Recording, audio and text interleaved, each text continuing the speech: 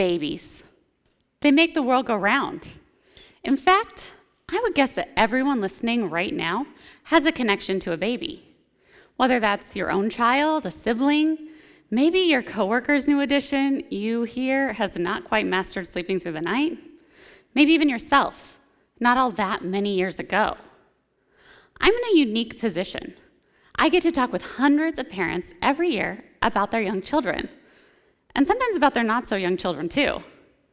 A question I often ask centers around if their child will help them complete a common household task. When that answer is yes, it nearly universally is coupled with a smile and a story of how maybe their toddling little one retrieves a diaper or another object to help their parent complete a chore.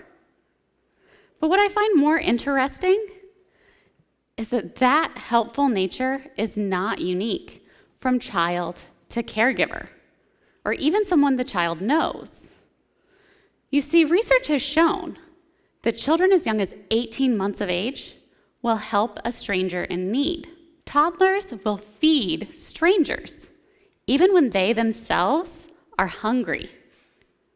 And that, giving a resource that could otherwise benefit themselves, is seen as a true act of selflessness, a characteristic scientists believe to be unique to humans.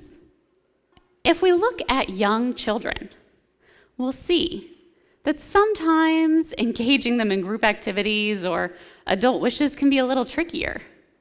But a really easy and research-backed way to gain their attunement is simply ask them for their help, assign them a job, give them a chance to be a helper. Now, if we flash forward through a decade of human development, we arrive at the teenage years. And this stage is sometimes met with some different descriptions. Could even be something like absent from school, an unproductive member of society, disengaged, obsessed with media, addicted to substances. Does that sound like the altruistic child we were just speaking about? Now, I will be the very first to say that does not describe every teenager or even the wide majority. But what I also cannot say is that I haven't heard those descriptions used. Can you? If your answer is like mine, I know for one, I want to change that. I want to move our youth from absent to school to regularly attending, from an unproductive member of society to enrolled in college, trade school, a career, from disengaged to engaged, from obsessed with media to occupied with the here and now, from addicted to substances to hooked on an effort outside of themselves. The best part is simply, that isn't even far-fetched. Those are the data-based outcomes that we see when youth and young adults begin volunteering.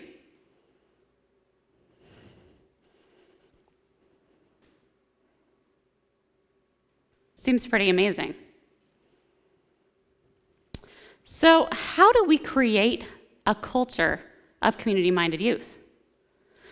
Well, let me stop right there and say that those benefits don't just help the individual. You see, in 2017 alone, the economic impact of volunteering was estimated at $167 billion, and that's just in the US. If we look at unemployed individuals, their likelihood of finding employment jumps 27% simply by becoming a regular volunteer.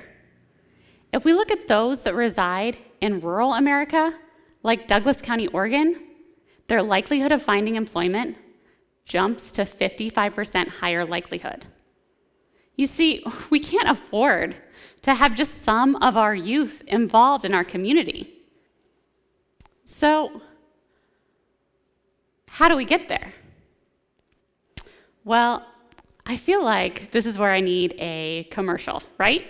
I want to pull out of my pocket a magic wand of intrinsic social motivation.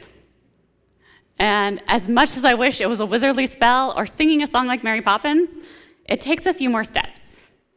But what I can do is break it down into 4 steps that are pretty easy, that anyone from a parent, a teacher, a community organization leader, anyone that resides in a community can help implement. The 4 B's: bring, bridge, build, and become. The first B, bring positive youth development. The second, bridge barriers. The third, build relational practices. And the fourth, become the connection. So let's start with the first B, bring positive youth development. You see, the positive youth development model is a research-based framework. It's not a curriculum, and it can be used to enhance any youth-serving organization. At its very core, it works on building youth strengths and creating resiliencies for them. It promotes opportunities for youth to build skills in a safe and positive environment. This can look like a lot of different things, including having teenagers run their own business meetings, letting kids hold officer positions in your club, or junior officer positions with real responsibilities. It can look like eliciting ideas from youth for new events, allowing kids to run events in your club, and even coming alongside a teenager or child to come up with a plan B when things don't quite go as right. You see, the key components of the positive youth development model are not earth-shattering news by any means, but the fact is they work. So if you're already involved in a community organization or organized effort, I would encourage you to intentionally integrate those key components into your programming. Simply because that investment is proven to have lifelong effects for not only the youth, but their contributions they give back to society. And that brings us to the second B, bridging barriers. As we look to bridge barriers, I'll tell you a little bit about myself. Professionally, I'm a school psychologist. It's a pretty cool gig. But if you don't know exactly what that is, you're really not alone. Some days I think it's something like correcting the spelling of my title from school psychic and answering questions like, oh, you must be the school counselor. No, but they're a pretty cool person. You can probably find them down the hall. Anyway, when I think of bridging barriers, I think of a student I had. Let's call her Jenna. One day, Jenna had committed to a club-based competition in her high school. This was a big deal for her, and she was so excited. But later, she came to me and asked, in the most polite voice you can imagine, if she could borrow my skirt. You see, there was a dress code. And Jenna could practice her heart out for this competition, but without that skirt, she might not even be allowed to participate. So as we look at bridging barriers, I would ask that you think of a near and dear effort close to your heart. It could be a local food pantry, a homeless shelter, maybe an organization that you're involved in now. All of those things run smoother with community involvement. So what's keeping teenagers from being more involved with your group? What's keeping them from joining your club?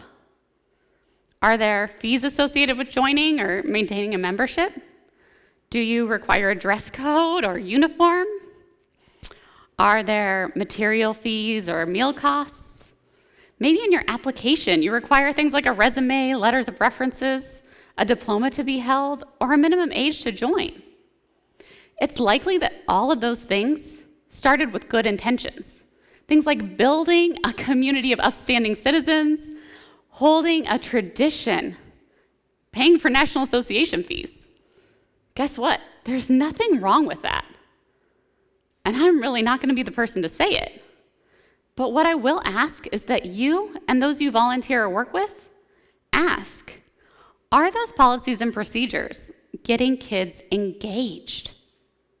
If your answer is yes, that's amazing, and I want you up here. But if your answer is no, then how do we expect kids to become engaged if they don't see adults involved and passionate in your effort?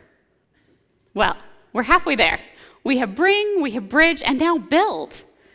Build relational practices. You see, kids grow more when they're allowed to be a part of something rather than be kicked out of something. It seems like common sense, right? Well, actually, this component can be the most challenging to traditional practices. And as adults, we sometimes need to use those flexible brain skills to do it. You see, as we look at building a community, are we looking to include everyone or only those that are easiest to mold?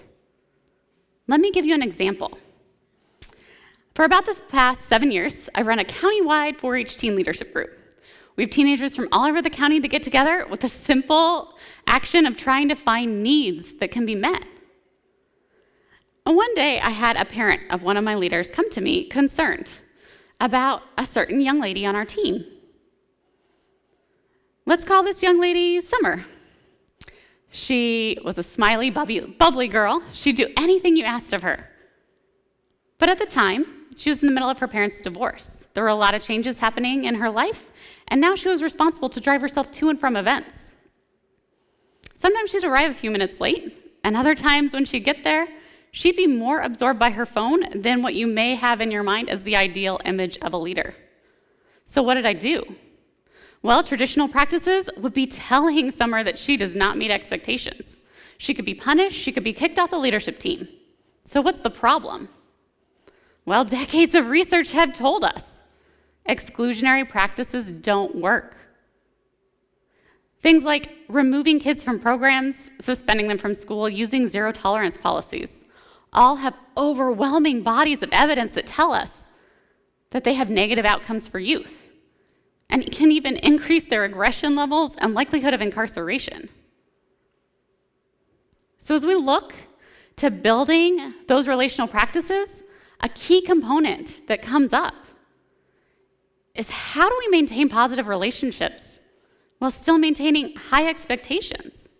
And the answer, it's usually through communication and coming alongside that teenager, child, young adult, and figuring out how you can meet those together. All right, now we're on to our fourth B, become the connection. This is where it all comes together. This is where you marry the needs of your community and the youth that live in it. Invite them to volunteer with you. Tell them about the needs in the community or what you're passionate about. Now, I hear you. You're probably saying, you know what, last year I invited my neighbor kid to join me at the animal shelter and they were not interested. Well, I have news for you. The person sitting next to you right now could say the same thing. For some people, talking about animals that need love and care can generate a yes response. But for others, that can mean an allergy attack or fear.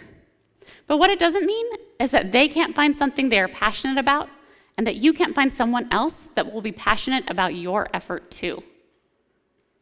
When we look at becoming the connection, in a national poll of teenagers, they said their number one reason for not volunteering was simply not knowing where to start.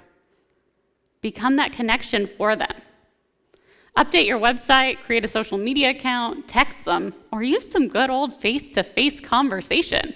Because guess what? Kids know how to do that too. And there you have it, your 4 Bs. Bring, bridge, build, and become. So if you are committed, just like I am, in creating a culture of community-minded youth, we need to remember that we are all born with a sense of altruism. As children and toddlers, we help strangers in need. When we look at teenagers and ask, why do some enjoy volunteering and others don't? Why do some join a dozen extracurricular activities and others join none at all? Maybe our question really should be, how does a community support a child?